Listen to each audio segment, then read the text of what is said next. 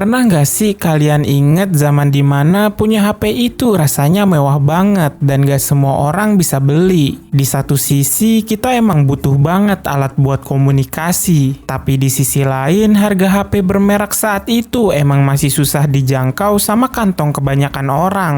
Nah, di tengah situasi itulah muncul HP dengan harga yang jauh lebih murah, tapi fiturnya udah lengkap banget dalam satu perangkat. Di Indonesia, HP kayak gini dikenal banget lewat merek-merek lokal kayak Nexian, Mito, atau Cross. Di video kali ini kita bakal bahas gimana ceritanya HP Cina ini pernah jadi idola dan pilihan utama di Indonesia. Mulai dari rahasia kenapa mereka bisa cepet banget populer sampai alasan kenapa akhirnya mereka mulai pelan-pelan ditinggalkan.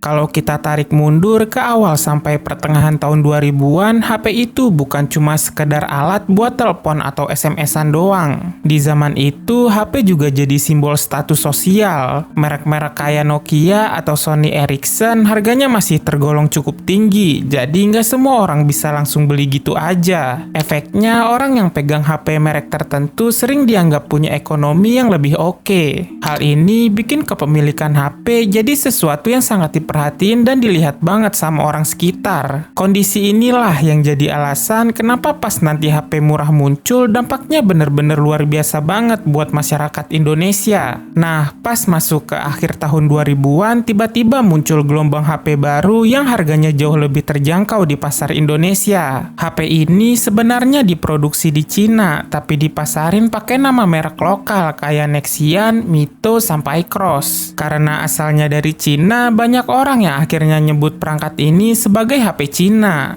Kehadiran merek-merek ini seolah jadi jawaban buat mereka yang pengen punya HP tapi modalnya terbatas. Dengan harga yang jauh lebih murah, orang-orang yang tadinya cuma bisa ngeliatin doang akhirnya bisa beli HP buat pertama kalinya. Perubahan ini otomatis bikin jumlah pengguna HP di Indonesia langsung melonjak drastis dalam waktu singkat. Harga emang jadi faktor paling utama kenapa HP Cina ini bisa sukses besar. Rahasianya ada di cara mereka produksi barangnya.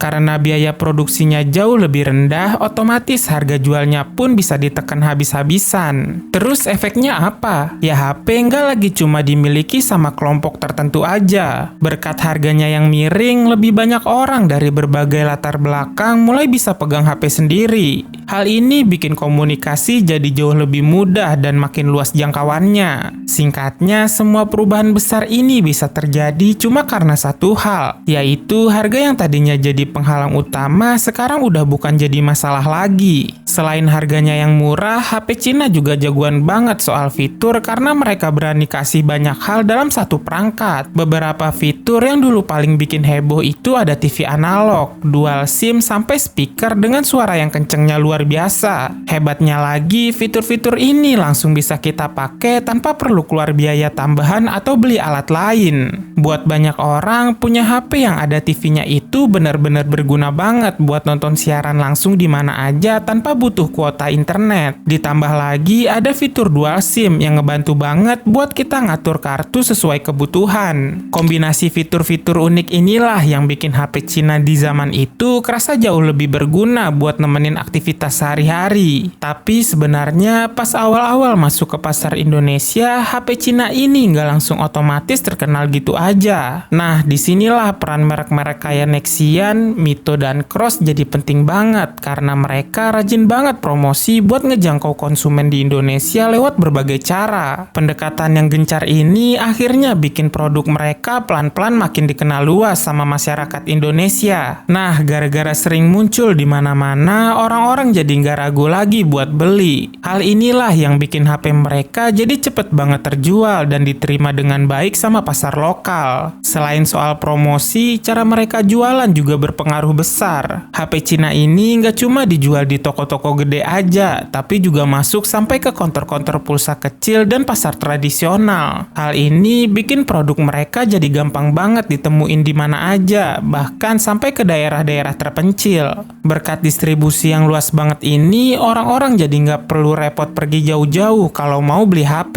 Akses yang serba gampang inilah yang akhirnya bikin pengguna HP Cina jadi makin banyak di mana-mana. Nah, setelah HP-nya ada di mana-mana, muncul satu tren baru lagi nih yang bikin HP ini makin meledak di pasaran. Nah, di saat itu tren punya HP BlackBerry lagi benar-benar meledak dan jadi impian banyak orang. Gara-gara itu semua orang jadi pengen punya HP yang ada keyboard QWERTY-nya biar kelihatan keren kayak BlackBerry. Tapi masalahnya harga BlackBerry waktu itu masih cukup tinggi dan gak semua orang sanggup beli. Melihat peluang ini, HP Cina pun mulai ngeluarin desain yang mirip banget sama BlackBerry tapi harganya jauh lebih terjangkau. Akhirnya orang-orang bisa ngerasain pengalaman ngetik yang mirip tanpa harus beli perangkat mahal. Menariknya lagi, tren QWERTY ini juga makin meledak gara-gara orang Indonesia lagi seneng-senengnya main media sosial kayak Facebook dan Twitter. Nah, setelah makin banyak orang yang pegang HP Cina, cara pakainya pun jadi makin seru. HP ini sering banget dipakai buat nonton TV di mana aja tanpa butuh internet. Soalnya fitur TV analog ini biasanya sudah menjadi fitur utama di banyak HP Cina. Gak cuma itu, beberapa tipe HP juga punya speaker yang suaranya kenceng banget, sampai-sampai bikin HP dengan tipe ini sering banget dijadiin alat bantu buat muter musik pas lagi kumpul-kumpul atau nongkrong. Dalam keseharian, fitur-fitur ini bener-bener kepake banget, bukan cuma sekedar pajangan doang. Hal inilah yang bikin HP Cina kerasa praktis banget, karena dalam satu barang aja kita udah dapet alat komunikasi sekaligus hiburan yang lengkap. Tapi ya gitu, nggak semua pengalaman pakai HP Cina ini mulus-mulus aja. Masalahnya beberapa perangkat itu kualitasnya nggak konsisten. Masalah kayak baterai yang gampang kembung atau mesin yang nggak tahan lama tuh sering banget kejadian. Hal ini akhirnya bikin sebagian pengguna terpaksa harus ganti HP lagi dalam waktu yang terbilang singkat. Nah, kondisi kayak gini nih yang jadi salah satu kelemahan utama kalau dibandingin sama merek global yang emang udah punya nama. Seiring berjalannya waktu, teknologi pun terus berkembang. HP Android mulai muncul dan harganya pun lama-lama jadi makin terjangkau. Perangkat baru ini nawarin akses internet dan aplikasi yang semuanya udah ada dalam satu sistem. Nah, dari sini orang-orang mulai ngeliat kelebihan baru yang gak dipunyai sama HP Cina merek lokal zaman dulu. Hal inilah yang akhirnya bikin pilihan orang-orang mulai berubah dan pelan-pelan ninggalin HP model lama buat beralih ke smartphone. Setelah smartphone makin umum, kebutuhan orang-orang juga otomatis berubah. Sekarang orang lebih butuh akses internet yang kencang sama aplikasi yang macam-macam buat nemenin aktivitas seharian. Nah, karena fokusnya udah ke internet, fitur yang dulu jadi andalan kayak TV analog pun pelan-pelan mulai ditinggalin. Walaupun fitur dual SIM sebenarnya masih kepake banget sampai sekarang, tapi hal itu nggak ngejamin orang-orang tetap mau bertahan pakai HP model lama. Perubahan inilah yang akhirnya bikin HP model lama pelan-pelan mulai ditinggalin karena orang lebih butuh perangkat yang benar-benar lancar buat urusan digital. Beberapa merek lokal sempet nyoba bertahan dengan ngeluarin smartphone juga, tapi ya gitu, persaingan sama nama-nama besar bikin posisi mereka jadi makin susah. Soalnya brand global sama merek asli Cina yang udah besar itu punya teknologi yang lebih canggih sekaligus modal gede buat promosi di mana-mana. Akhirnya banyak merek lokal yang gak kuat bertahan buat jangka panjang sampai satu persatu mulai menghilang dari pasaran. Kalau dilihat lagi, sebenarnya HP Cina merek lokal ini punya peran yang penting banget. Gara-gara harganya yang murah, banyak orang jadi bisa punya HP buat pertama kalinya. Hal ini jelas ngebantu banget buat ngeratain akses teknologi komunikasi di masyarakat. Bayangin aja kalau nggak ada HP murah kayak gini, mungkin penyebaran HP di Indonesia bakal jauh lebih lambat. Intinya, HP-HP inilah yang ngebuka jalan buat kita semua masuk ke era digital sekarang. Jika kamu tertarik dengan video seperti ini dan ingin tahu susahnya Bluetoothan di awal tahun 2000-an, kamu bisa klik thumbnail yang muncul di layar. Terima kasih sudah menonton video ini. Jangan lupa untuk like, share, dan subscribe channel ini, dan sampai jumpa beberapa saat lagi.